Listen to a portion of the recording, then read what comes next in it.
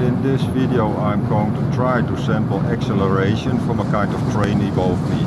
I'm sampling with 8,000 samples a second, and the whole cycles of the system is 77 seconds, which will give me far over the 600,000 data points.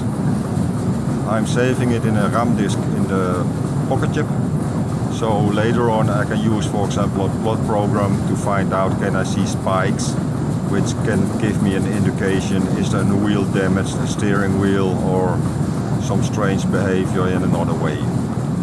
This has nothing to do with fast Fourier transformation because it is not a periodical signal. This is only acceleration on the PocketCHIP, where I'm going to sample for 77 seconds right now. Maybe in another stadium I will show you the results. Thank you for watching. By the way, this is a magnet.